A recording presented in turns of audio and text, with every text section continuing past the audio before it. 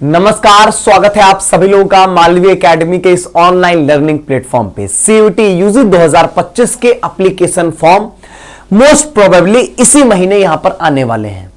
मन में यह प्रश्न जरूर उठता है कि एप्लीकेशन फॉर्म में किन किन चीजों की जरूरत पड़ने वाली होगी, हमारी तैयारी एप्लीकेशन फॉर्म को लेकर कैसी होनी चाहिए। तो पहली चीज मैं ये कहूंगा कि ऐसा कोई बहुत कुछ पैनिक करने वाली बातें नहीं होती हैं। जो भी सारे स्टेप्स होते हैं वो सब कुछ आपको बहुत ही डिटेल में और जिन भी स्टेप पे बहुत ज्यादा वर्क करना पड़ता है उसका जो एग्जैक्ट सॉल्यूशन होगा वो हम आपको प्रोवाइड करा देंगे। अभी मैं आपको सारी बातें इस वीडियो में बताने वाला हूं। 25 के फॉर्म को लेकर कोई भी अपडेट अभी तक नहीं है। हाँ, ये अपडेट ये है जरूर है कि आपके फॉर्म जो होंगे वो आपके फरवरी के लास्ट वीक या मार्च के फर्स्ट वीक तक तो आ ही जाएंगे यहां पर। लेकिन फॉर्म से रिलेटेड कि क्या डॉक्यूमेंट्स लगेंगे या क्या बातें, वो कोई ऑफिशियल अपडेट नहीं हुआ है।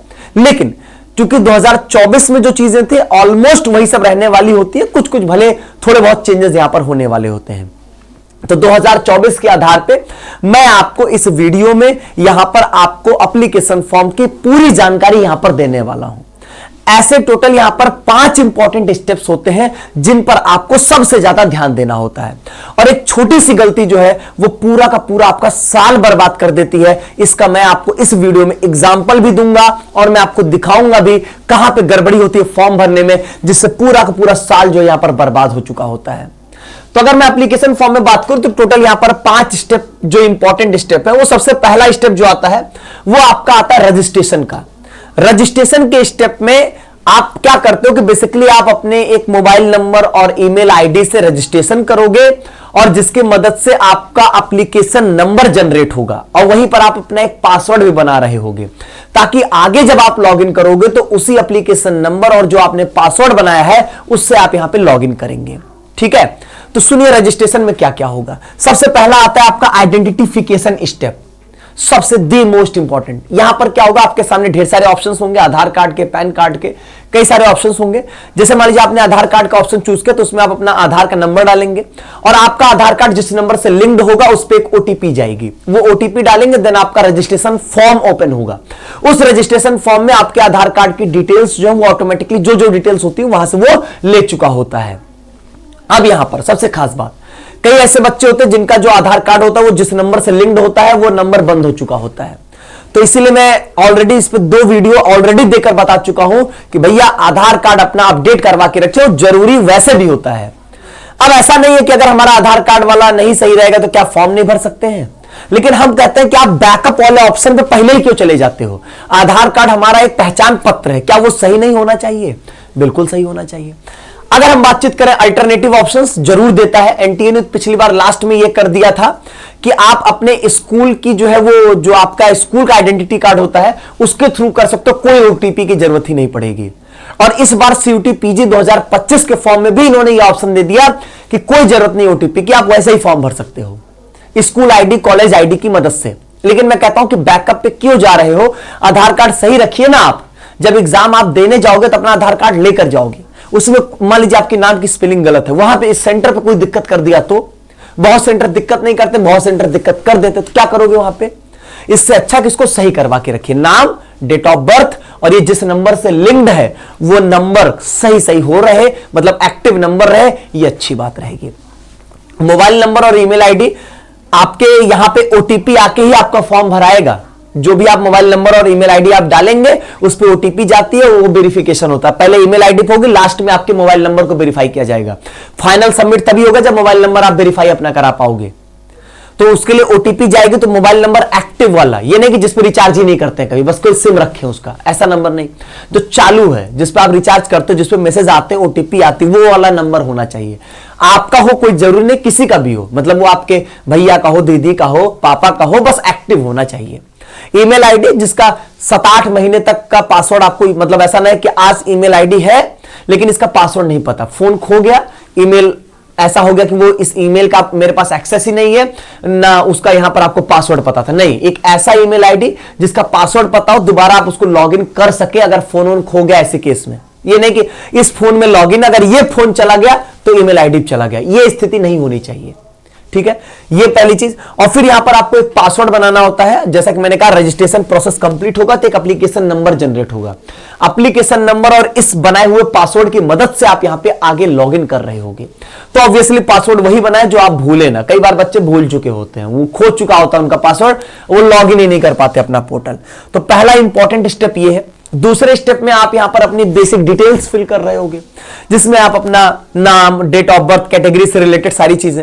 इसमें इंपॉर्टेंट यही ध्यान देना होता है कि जो आपके क्लास 10th के सर्टिफिकेट में जो डिटेल्स हैं, जिस तरीके से हैं, वही डिटेल्स आप यहां पे कॉपी एंड पेस्ट करें, यही आपके लिए बेस्ट होता है। तो बहुत बेसिक सी बात हो गई। दी मोस्ट इंपॉर्टेंट अगले 2 स्टेप्स जो मैं बताने वाला हूं वीडियो में, दी मोस्ट इंपॉर्टेंट वो क्या है? अगला है आपका तीसरा, यूनिवर्सिटी एंड प्रोग्राम सिलेक्शन। आप किस किस कोर्स में यहां पर अप्लाई करना चाहते हो और किस किस यूनिवर्सिटी के, वो आपको यहां पर भरना होता है। आप जितने चाहो उतने यूनिवर्सिटीज के और जितने चाहो जितने कोर्सेज में अप्लाई कर सकते हो। एनटीए को इस बात से कोई मतलब नहीं है कि आप किस यूनिवर्सिटी और किस कोर्स में अप्लाई यहां पर कर रहे हो। जैसे आप चाहो तो यहां पर बीएचयू के BA honours arts, BA honours social science, BCom, BSc honours maths, BSc honours bio, DU के ऐसे ही B honours economics, B honours Hindi, history, philosophy, जो जो चाहो आप यहां पे भर सकते हो। भरने का आधार क्या होगा, यही सबसे मोस्ट इंपॉर्टेंट बात होती है। तो हम यहां पर आपको वन स्टॉप सॉल्यूशन देते हैं, बाकायदा हम आपको एक पीडीएफ देंगे। वो पीडीएफ क्या होगा, यूनिवर्सिटी एंड कोर्स सिलेक्शन का ही पीडीएफ होगा। उसमें क्या होगा कि आपके कोर्स के हिसाब से, जैसे जिन बच्चों को बीकॉम करना, तो बीकॉम की पूरी यूनिवर्सिटी लिस्ट एक पीडीएफ में होगी। सारी universities central, state, private, deemed, एकदम अल्फाबेटिकल ऑर्डर में अरेंज्ड मिलेंगी। आपको जिन जिन यूनिवर्सिटीज में भरना हो वो आप वहां पे भर सकोगे। अच्छा, किस बेसिस पे भरते हैं?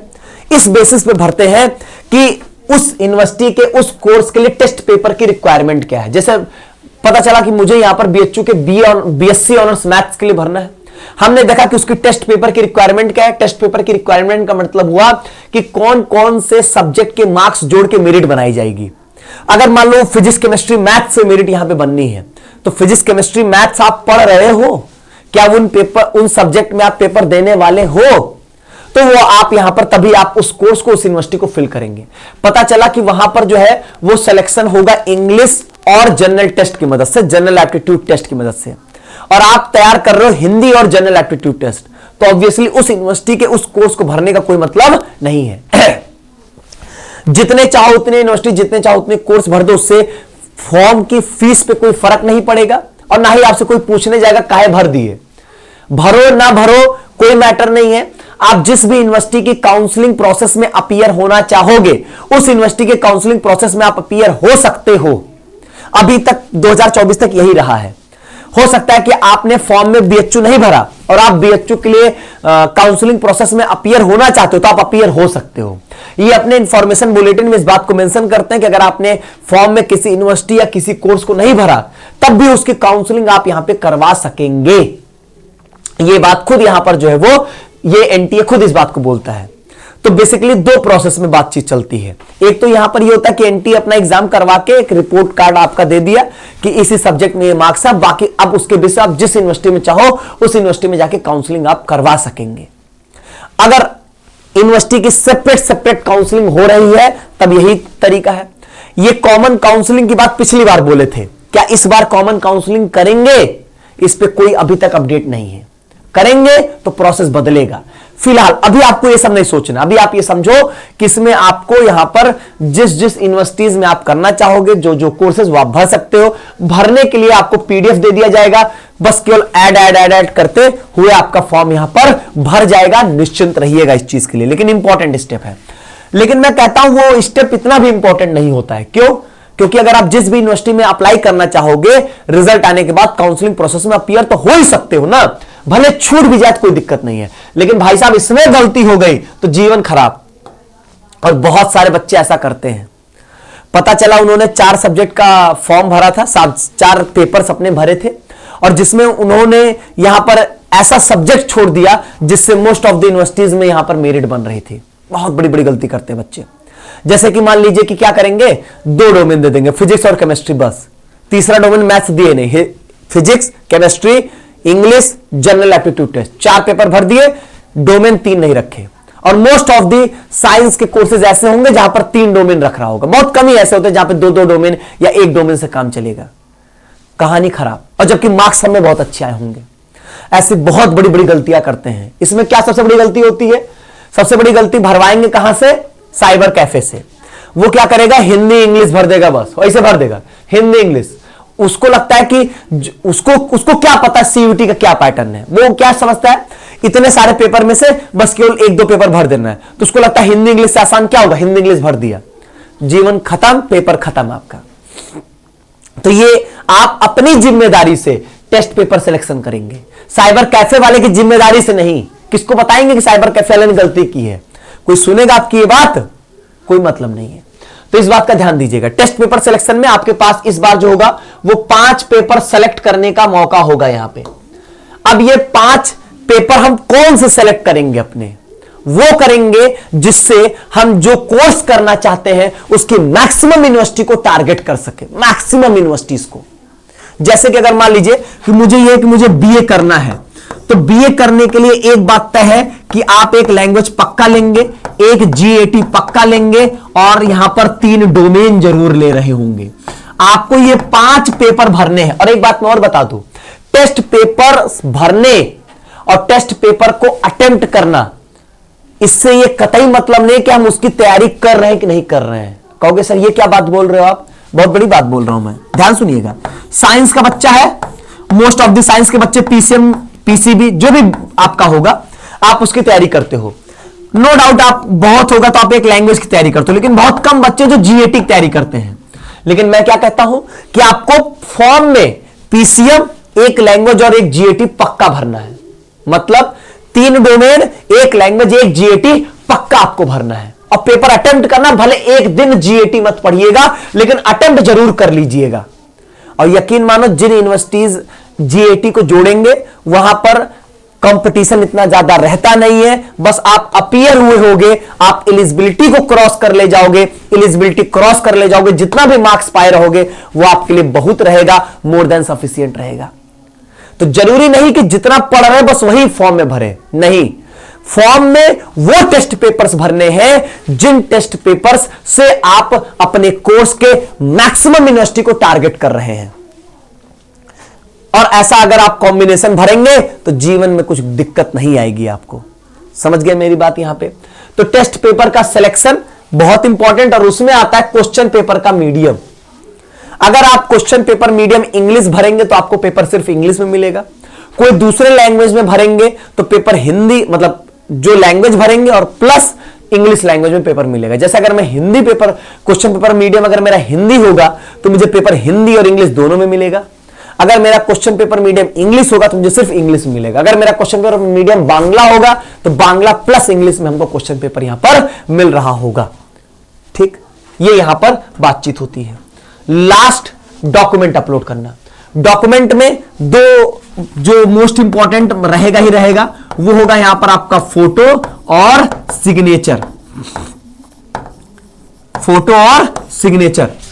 और तीसरा यहां पर कैटेगरी सर्टिफिकेट को लेकर थोड़ा सा कंट्रोवर्सी है। कैटेगरी सर्टिफिकेट पिछली बार जो है वो पहले ऑप्शन दिया, बाद में कैटेगरी सर्टिफिकेट का ऑप्शन ही हटा दिया। वैसे मैं आपको बताऊं, एनटीए का काम होता है एग्जाम लेना, आपके किसी भी डॉक्यूमेंट का वेरिफिकेशन उनको नहीं करना है। ये सब तो सही होना ही चाहिए, फोटो सिग्नेचर तो बहुत बेसिक चीज हो गई, लेकिन आप किस कैटेगरी को, इससे उनको मतलब नहीं है। वो कौन सा रैंक आपके निकालते हैं, कुछ नहीं निकालते, सिर्फ स्कोर देते हैं। तो उनको कैटेगरी से कोई मतलब नहीं है, मैं आपको क्लियर कर दूं। कैटेगरी का मतलब होता है यूनिवर्सिटी की काउंसलिंग प्रोसेस में। तो फोटो और सिग्नेचर तो आपकी एकदम भैया सही तरीके से होनी चाहिए। कहने का मतलब कि आप कुछ अपना बुद्धि दिमाग न लगाएं, सिंपल एक स्टूडियो में जाएं, उनसे कहें कि हमारी पासपोर्ट साइज की फोटो बना दीजिए, व्हाइट बैकग्राउंड पे होनी चाहिए। उनको साइज बता देंगे कि इस साइज में मुझे अपनी सॉफ्ट कॉपी, हार्ड कॉपी दे दीजिए। वो आपको सॉफ्ट हार्ड कॉपी दोनों दे देंगे और आप सिंपली वही फोटो लाके हर जगह, अभी से लेके आगे चल के आप 20 यूनिवर्सिटी में फॉर्म भरोगे, 20 यूनिवर्सिटी में फोटो अपलोड करोगे, यूनिवर्सिटी के अंदर जब जाओगे तो वहां पर आपको अपनी हार्ड कॉपीज देनी होंगी फोटोज की। तो यार वही एक फोटो सब जगह रखो, बेस्ट है। 4 साल पहले की फोटो को यूज करके 150 रुपए बचा के आप जीवन में कुछ बहुत बड़ा नहीं कर लोगे। लेकिन अगर फोटो हर जगह बदलती गई तो कहीं ना कहीं प्रॉब्लम हो जाएगी, झेल जाओगे, तब मेरी बात आपको याद आएगी। कैटेगरी सर्टिफिकेट को लेकर मैं कहूंगा कि आप अगर किसी कैटेगरी को क्लेम करने वाले हो कि मैं इस कैटेगरी का हूं, ईडब्ल्यूएस, ओबीसी, एससी, एसटी, तो भैया, या आप अदर जो कोटा होता है, चाहे वो कश्मीरी माइग्रेंट हो, बीपीएल कोटा, कुछ भी हो, आपके पास उसका सर्टिफिकेट होना चाहिए। नया पुराना अभी चलेगा, अभी लोड मत लीजिए, नया पुराने का लोड लेंगे जब फॉर्म आएगा तब देखेंगे। अभी आपके पास होना चाहिए, ऐसा नहीं कि है ही नहीं, हम ईडब्ल्यूएस के मेरे पास है ही नहीं, है पुराना है, होल्ड करिए, अभी हड़बड़ाइए मत कि नहीं हम नया नया बनवा लें, उसके पीछे समय में मत बर्बाद करिए, उससे अच्छा अपनी तैयारी पर समय इन्वेस्ट करिए। क्योंकि ये मानकर चलिए कि एनटीए फोर्स नहीं करता है आपके कैटेगरी सर्टिफिकेट को लेकर, अपलोड करना पड़ सकता है, लेकिन जो है वही अपलोड करना पड़ जाएगा, कोई दिक्कत नहीं, वो सेंट्रल का, स्टेट का है, नया है पुराना है, चल जाएगा, क्योंकि ये सर्टिफिकेट को वेरिफिकेशन नहीं कर रहे होते हैं। हां, एक बात ध्यान रखिएगा कि मार्च महीने के बाद, मतलब या अपने पेपर देने के बाद आप अपना कैटेगरी सर्टिफिकेट जरूर बनवा लेंगे, या मैं कहूंगा कि मार्च के बाद, 31 मार्च के बाद आप अप्लाई जरूर कर दें, क्योंकि ईडब्ल्यूएस और ओबीसी नए फाइनेंशियल ईयर का सेंट्रल लेवल का सर्टिफिकेट चाहिए होता है। तो बेहतर यह होगा कि आप 31 मार्च के बाद अप्लाई कर दें, ताकि आपका विद इन टाइम जो है वो बन जाए। बस इतनी सी बात है, और कोई बहुत घबराने वाली बातें नहीं है। ठीक है, हर एक स्टेप पे आपको बहुत ही डिटेल में सारी चीजों को लेकर यहां पर गाइड किया जाएगा, समझाया जाएगा, बताया जाएगा। कुछ घबराने की जरूरत नहीं है कि एप्लीकेशन फॉर्म जो है वो आपके लिए यहां पर बहुत बड़ा सरदर्द बनेगा, ऐसा कुछ नहीं होगा। सब कुछ आपके लिए एकदम सिंप्लीफाइड वे में होगा, और वन स्टॉप सोल्यूशन हर एक चीज का मिलेगा। ठीक है, बाकी जैसे जो अपडेट आएंगे आपको बताया जाएगा। चैनल से जुड़े रहे, और अपनी तैयारी को आप बेहतरीन कर सकते हैं हमारे नए ऑनलाइन बैच उमंग 2.0 से। उमंग 2.0 एक नए अंदाज में वन शॉट बैच है। एक लेक्चर में आपके पूरे चैप्टर को कवर किया जा रहा है, फिर आपके पूरे बुकलेट, चैप्टर टेस्ट और आपके मेजर टेस्ट मदद से पूरी प्रैक्टिस जो है वो यहां पर करा दी जाएगी। मालवी एकेडमी ऐप के थ्रू पूरी डिटेल्स आप यहां पे ले सकते हैं। बहुत बहुत धन्यवाद।